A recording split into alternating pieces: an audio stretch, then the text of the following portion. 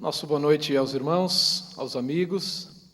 Também queremos desejar um feliz sábado e agradecendo a Deus, louvando a Deus, a bênção, o privilégio dele nos receber em sua santa casa nesta noite. Essa é uma maneira muito feliz, muito agradável de iniciar o sábado, que é junto ao nosso Deus e abrindo a palavra de Deus também. Quero convidar a todos a abrir a Bíblia nesse momento, no livro do Apocalipse, capítulo 1, versículos 4 a 6. Apocalipse, vamos ler no capítulo 1, os versículos 4 a 6. Antes de fazer a leitura do texto bíblico, queremos tão somente pedir a bênção de Deus de maneira bem específica agora para a leitura da sua santa palavra. Vamos ler Apocalipse 1, 4 a 6 e vamos pedir a bênção de Deus nesse momento para essa leitura. Querido Deus, nosso bondoso Pai, obrigado, Senhor, porque agora abrimos a Tua santa palavra e nós confiamos que o Senhor vai falar nessa noite à nossa mente e ao nosso coração também. Fale à nossa mente, Pai, porque estamos sedentos de entendimento e de compreender a Tua palavra, mas também fale ao nosso coração, porque queremos que a Tua palavra opere um milagre na nossa vida e, por extensão também, na vida dos familiares e das pessoas que amamos e que vivem conosco. Entregamos agora nosso coração em Tuas mãos. Cuida de nós, é o que pedimos agradecidos por Jesus. Amém. Apocalipse, capítulo 1, versículos 4 a 6, diz assim: João, às 7 igrejas que se encontram na Ásia, graça e paz a vós outros, da parte daquele que é, que era e que há de vir, da parte dos 7 espíritos que se acham diante do seu trono e da parte de Jesus Cristo, a fiel testemunha, o primogênito dos mortos e o soberano dos reis da terra, àquele que nos ama e pelo seu sangue nos libertou dos nossos pecados e nos constituiu reino, sacerdotes para seu Deus e Pai. A Ele a glória e o domínio pelos séculos dos séculos. Amém. Aqui nós temos a introdução ao livro do Apocalipse. João está nos ajudando a compreender aquilo que virá em seguida. Então ele começa apresentando o personagem principal do Apocalipse, e na verdade o Apocalipse é uma reprodução de todos os dramas que se reproduziram, seja na literatura, seja em outras formas de arte, porque o Apocalipse mostra a luta, a grande batalha cósmica entre Cristo e o seu adversário. E João começa apresentando o seu personagem principal, apresentando a Jesus Cristo. Eu me lembro que quando eu era garoto, às vezes a gente ia assistir um filme ou um desenho, alguma coisa, e alguém perguntava, quem é o personagem principal? E alguém dizia, olha, é fulano. E aí a gente comentava, então se é fulano, fulano não pode morrer. Aprendemos que o personagem principal não morre. E é curioso que o personagem principal do Apocalipse, ele não morre no Apocalipse, mas ele morreu. Ele morreu e ressuscitou. E esse roteiro de um personagem principal que morre e ressuscita, acabou indo também depois para a arte, para a literatura e para uma série de contextos na nossa cultura. Então João apresenta Jesus, o personagem principal. Logo em seguida ele diz que é importante você ficar atento a esse personagem. Ele diz, então você é bem-aventurado se você ouvir sobre ele, você é bem-aventurado se você ler sobre ele, e você é bem-aventurado, acima de tudo, se você pratica, vive as palavras dele, as palavras da profecia. E logo em seguida, então, após apresentar Jesus e fazer uma exortação para a gente conhecer melhor esse Jesus, então ele diz que eternamente os remidos louvarão a esse Jesus. Esse Jesus que pegou seres humanos, mortais, comuns, e fez deles reino e sacerdócio. E aqui nós temos uma outra maravilha do Evangelho, Porque Jesus é rei e sacerdote. E quando a palavra de Deus diz que Ele nos constituiu reino e sacerdócio, é mais uma vez João nos querendo fazer entender que Jesus nos faz semelhantes a Ele mesmo, ao próprio Jesus. Mas eu quero chamar a sua atenção à segunda parte do versículo 6, onde diz assim: aquele que nos ama e pelo seu sangue nos libertou de nossos pecados, e aí o versículo 6, aliás, a segunda parte do 5 e o 6, e nos constituiu reino, sacerdotes para seu Deus e Pai. Então, o louvor, a gratidão eterna que teremos a Jesus Cristo, é porque Ele nos ama. É verdade que Ele nos fez sacerdotes, é verdade que Ele nos fez reis, é verdade que seremos coparticipantes da sua glória, é verdade que, segundo a carta à Laodiceia, sentaremos junto dele no trono, uma espécie de herança junto com Ele, mas o que nos é mostrado aqui é que nós o louvaremos eternamente porque Ele nos ama, porque Ele nos amou, e pelo poder que há no seu sangue, Ele nos libertou de nossa vida de pecado, da penalidade do pecado, e finalmente nos libertará para sempre da presença sinistra, malfazeja e depressora do pecado.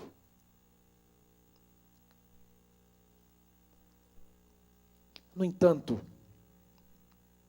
quando fala do amor de Deus, está falando talvez da figura mais comum, mais corriqueira, e exatamente por isso, por ser comum nos evangelhos, o amor de Deus pode se banalizar de tal modo que nós não consigamos pegar a essência desse amor de Deus. Alguém disse que há duas maneiras de você fazer com que as pessoas esqueçam de alguma coisa ou que não a compreendam. Um modo é você não mencionar a coisa nunca. É você fazê-la entrar no esquecimento.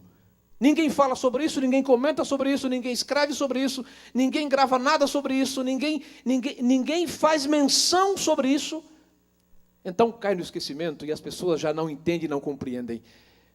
E a outra maneira de fazer com que a gente perca a beleza ou a compreensão de alguma coisa é você repeti-la à exaustão. Porque aí isso vai para o campo consciente da decoração. E a gente perde a essência, a mensagem principal. Sabe, queridos, o amor de Deus, o amor de Jesus Cristo, é a essência, é a base do Evangelho do nosso Senhor e Salvador Jesus Cristo. E em relação ao amor de Deus, há pelo menos duas coisas que nos chamam a atenção. A primeira é que o amor de Deus por nós não pode ser aumentado. Nós não temos condição alguma de aumentar o amor de Deus por nós. E Deus não tem a mínima pretensão, desejo, ideia, vontade de aumentar o amor dele por nós.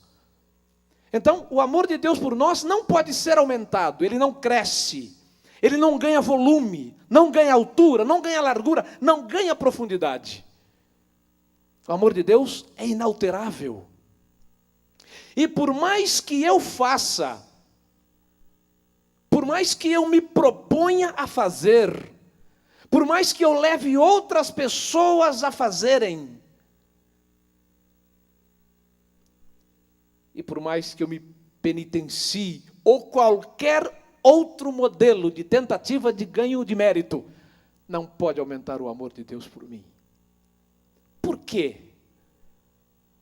Porque o amor é do tamanho do amante. O amor é do tamanho de quem ama.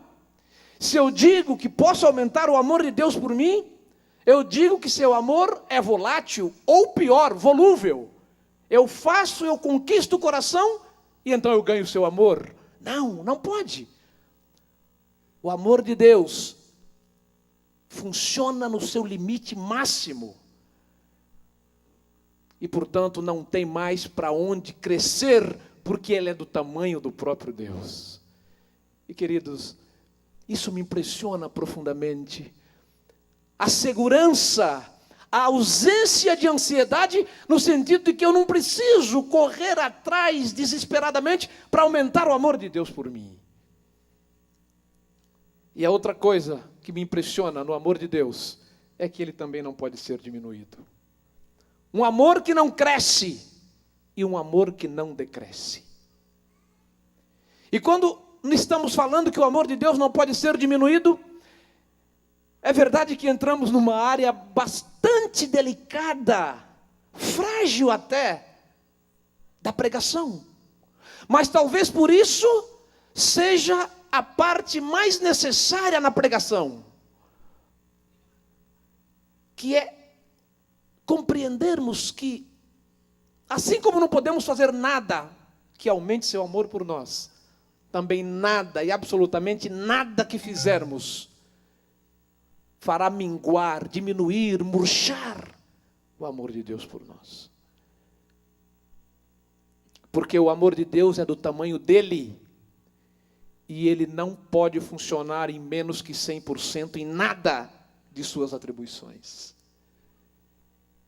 Tentar compreender, tentar entender ou transmitir que seu amor diminui, a depender do nosso comportamento, seria humanizar o amor de Deus. Porque o nosso amor é condicional. Eu posso mencionar aqui 10 pessoas que me amam, ou 20, ou 3. Mas eu sei que para cada uma delas, eu preciso continuar desempenhando as funções que aprenderam a ver em mim. De marido, de pai, de cunhado, de filho, de pastor, de amigo, de terapeuta, seja lá o que for. Porque me amam com amor condicional, e o meu amor também é condicional. Então, para que você me ame, existem algumas expectativas onde eu tenho que me enquadrar. E a recíproca é verdadeira. Para eu continuar amando, e até para que meu amor cresça, há uma expectativa aqui na minha mente. E queridos, tentar transformar o amor de Deus nesse amor humano, que depende da clima-tempo, depende da temperatura, depende da bolsa de valores, depende da gente estar saciado ou faminto. Esse é o amor humano, que depende de milhões de conexões nervosas aqui no cérebro. Não, o amor de Deus não depende dessas condições da materialidade. É um amor pleno, total, inteiro, do tamanho de quem ama. Assim como o perdão, que é do tamanho do perdoador, o amor é do tamanho de quem ama. E é maravilhoso pensar que foi esse amor do Senhor Jesus que nos constitui reino e sacerdócio. E para compreendermos como é que Deus escolhe pessoas para o reino e o sacerdócio, como Deus escolhe para a vida eterna, eu quero ilustrar da seguinte maneira. Vamos pensar numa sociedade, vamos pensar no Egito. Pensa no Egito nos dias do personagem bíblico mais conhecido que passou por lá. Pensa nos dias de Moisés. Vamos pensar em Moisés e na sociedade egípcia daqueles dias. Com algumas variações, poderemos encontrar pelo menos 3 tipos de pessoas vivendo no Egito. Primeiro, no topo da pirâmide, lá em cima, nós tínhamos a realeza, ou o faraó, suas esposas, seus filhos. E estava no topo da pirâmide porque ele era um Deus. E é muito curioso isso, que nós temos dificuldade em entender como é que aquelas pessoas poderiam olhar para o rei, para o imperador, para o faraó e pensar que ele era um rei. Ora, para quem olhava para as árvores e entendiam que ali estava Deus, para quem olhava para um boi e entendia que ali estava Deus, para quem olhava para um ajuntamento de pedras no alto da montanha e dizia, ali naquelas pedras está Deus. Olhar para um faraó, para um ser com poder e autoridade e ver um Deus ali, a distância não é muito grande, ao contrário. Então, na realeza, no faraó e no seu séquito, estavam a nata da sociedade. As pessoas ditas mais importantes, e eram as mais importantes ali naquele contexto, naquela situação. Um pouco abaixo do faraó, da realeza, estava os sacerdotes, a casta sacerdotal. E perceba que Jesus diz assim, eu vou fazer de você um reino e um sacerdócio, ou um reino de sacerdotes, que é o casamento, que é a amálgama do rei e do sacerdócio em Jesus, e portanto ele nos convida a usufruir com ele a realeza e o sacerdócio. Então abaixo do faraó estava o sacerdócio, espalhado pelo país. E se o rei dizia, eu sou Deus, eu sou a própria emanação de Deus, o sacerdote dizia, é verdade, mas quem fala em nome dele e quem se comunica com ele somos nós.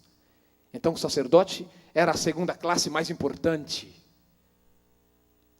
Eram os representantes. O faraó dizia, eu sou. E os sacerdotes diziam, nós os representamos.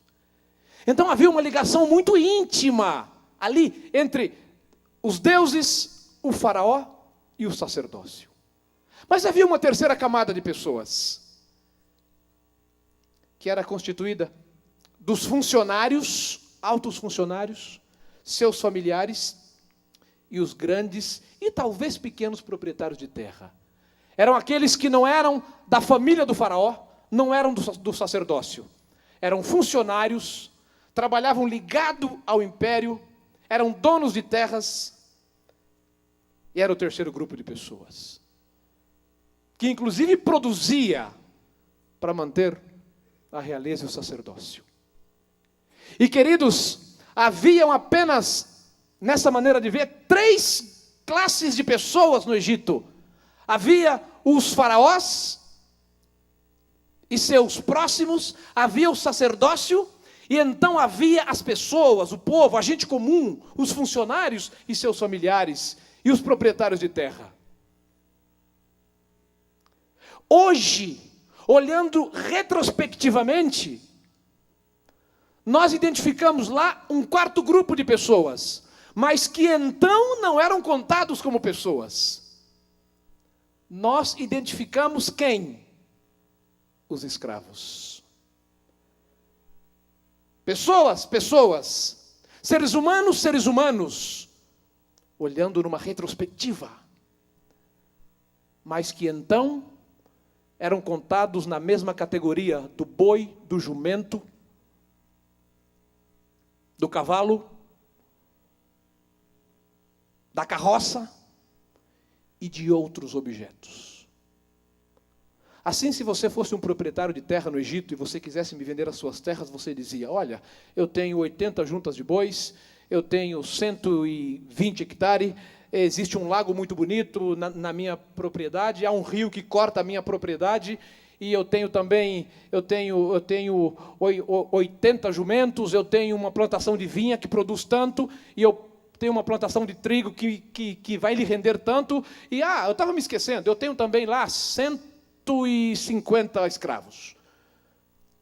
E aí eu poderia dizer para você, não, eu quero comprar sua terra, mas eu quero a metade dos bois, eu quero só 1/3 dos jumentos que você está vendendo, e escravos eu já tenho, eu vou ficar com 50 só, tudo bem? Tudo bem. E aí já não interessa se você vai dividir casal, mãe, filho. Aliás, quem diz que escravo sente alguma coisa? Quem diz que escravo pensa? Que atrevimento do escravo querer pensar, querer sentir, querer dizer, quero ficar com a minha mãe, quero ficar com meu pai. Onde já se viu isso? Mas são muito atrevidos. Assim você tinha a realeza, o sacerdócio, você tinha o povo, e então você tinha os escravos, que você vendia e comprava. Ocorre, queridos, ocorre que um dia o Senhor Deus olhou do alto do seu trono. E quando Deus olhou para esse pequeno planeta azul, Ele olhou em perspectiva, Ele projetou, e Ele viu uma nação, de onde nasceriam poetas, profetas, profetisas, sacerdotes, reis. E Deus planejou se tornar homem, se encarnar, ser um de nós, montar aqui a sua tenda. E Ele disse: eu quero fundar uma nação de reis e de sacerdotes. E Deus olhou para o nosso planeta. Eu fico imaginando Deus passando o dedo no planeta que gira em torno do seu eixo e dizendo: onde é que eu vou achar essa gente? E Deus foi buscá-los no Egito. Eram faraós? Não eram. Eram sacerdotes? Não eram.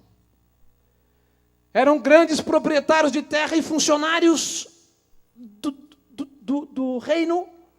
Não eram. Onde estava a sua gente? Primeiro, porque não eram tratados como gente. Eles estavam misturados com o barro e com a palha, porque ali é lugar de escravo, no barro, na palha e embaixo do chicote. E foi ali que Deus encontrou seus filhos. É por isso que a Bíblia usa linguagens assim: Deus os arrancou com mão poderosa.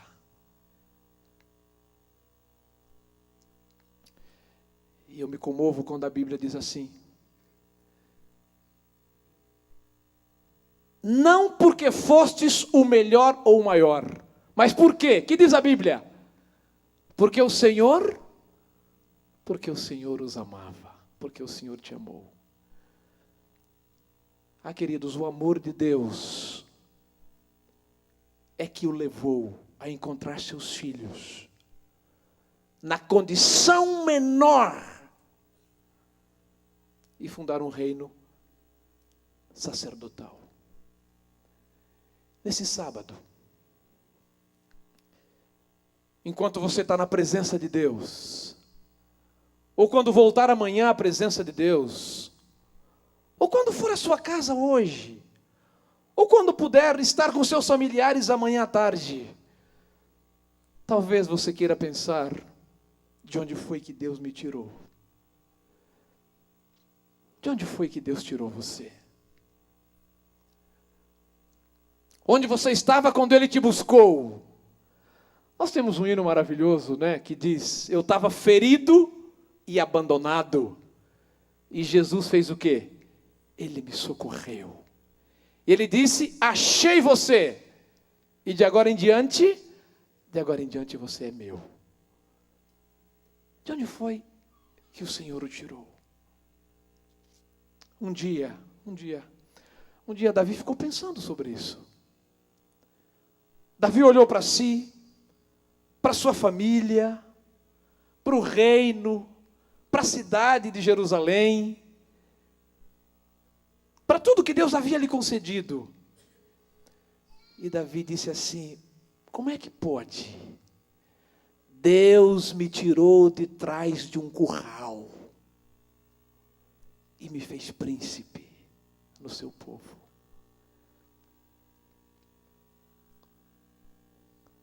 Sabe, queridos, quando a gente fala em amor, nós estamos falando de uma das questões mais delicadas da vida, que é o merecimento. E como a sensação constante do ser humano Porque a educação está calcada no castigo, no medo, na culpa. Eu digo a educação, estou generalizando, evidentemente, calcada no medo, na culpa, no castigo, no demérito. A gente cresce com uma sensação muito forte de não estar à altura do olhar de Deus.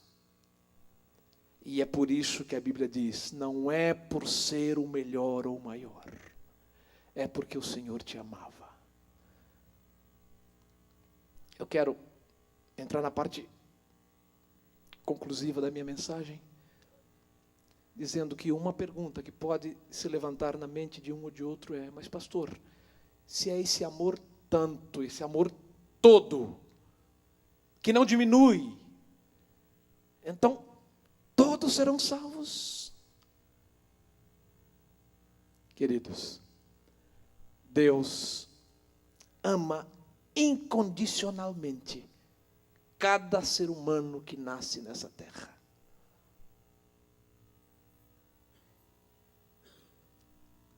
A vida eterna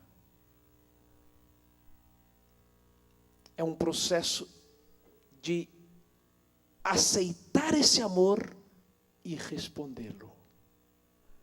O único fracasso do homem não é em ser amado, porque essa é a função de Deus. O equívoco humano é não entender esse amor e, portanto, não desenvolver uma paixão suficientemente grande para responder a esse amor e aceitar as benesses do Senhor. Eu quero convidar você nessa noite a compreender melhor esse amor dia a dia e responder de maneira positiva a esse amor e essa paixão do nosso Senhor e Salvador Jesus Cristo. Deus ama você. Deus ama a sua família. Com todos os seus dramas, com todas as suas lutas, com todos os conflitos no seio da família, com os conflitos que acumulamos fora da família, com as eventuais doenças, Deus nos ama. É que nós vivemos em um mundo possuído, controlado, em desorientação. Mas o Senhor está refazendo a sua obra. Deus está operando maravilhas no mundo e no meio do seu povo também. E então, de onde foi que o Senhor tirou você? Sabe, queridos, eu tenho pensado às vezes,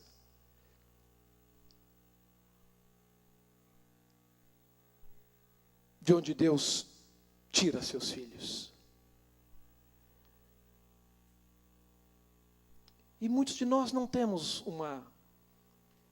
muitos de nós talvez não podemos dizer, Deus me tirou da cachaça. Alguns de nós não diz, Deus me tirou do cigarro, do vício. Deus me tirou. Alguns não temos uma história assim, uma vida assim. Mas pode haver coisa pior na vida. Pode haver coisa pior à alma humana do que gastar 10, 20, 30, 40, 50, 60 anos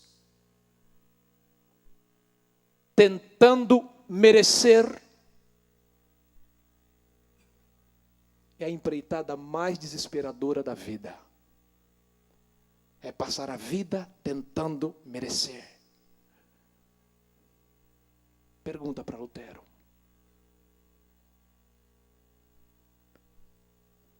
Eu quero concluir dizendo que se eu mereço ou não, se você merece ou não, eu acho que é uma pergunta muito filosófica até.